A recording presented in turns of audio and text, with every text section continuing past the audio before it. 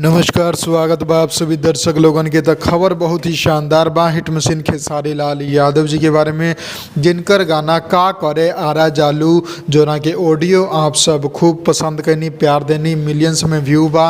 अब ओकर वीडियो आ रहल बा आप सबके बीच में। जी हाँ, काल एकर वीडियो के शूटिंग कंप्लीट हो चुकल बा और बहुत ही अच्छा लेवल पर शूटिंग कल गई बा और बहुत जल्द आप लोगन के जोन ई गाना बा देखे के मिली आदि शक्ति फिल्म्स यूट्यूब चैनल पर। जहां तक अंदाजा बा बिहान न तब परसों आप लोगन के बीच में ई गाना के रिलीज कर दिया जाई और जैसे ही पूरा कन्फर्म रिलीज डेट टाइम के साथ आ जाता आप लोगन के हम अलग से न्यूज़ बना के बता दें। फिलहाल ये कुछ शूटिंग के पिक्स बा जो कि आप लोग सामने स्क्रीन पर देख ही सकता नहीं।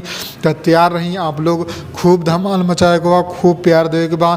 और अभी जौन खेसारी लाल यादव जी के गाने ट्रेंडिंग में चल रहा बा रोमांटिक राजा, अभी ओ पर ध्यान रखी। करीब 5 मिलियन व्यू एकर होखे वाला बा। तो खूब सपोर्ट दी, प्यार दी और ऐसे ही अपन प्यार आशीर्वाद भोजपुरी इंडस्ट्री पर बनौले रही। विवाद तो चलते रहेला, विवाद की खबर एक तरफ, एंटरटेनमेंट की खबर एक तरफ। तो खूब शेयर करी और खबर पसंद आयल बा तो लाइक करी, शेयर करी, चैनल के सब्सक्राइब कर दी, बेल आइकन भी दबा दें। हम मिलम आप लोगन के अगला वीडियो में। जय भोजपुरी, प्रणाम।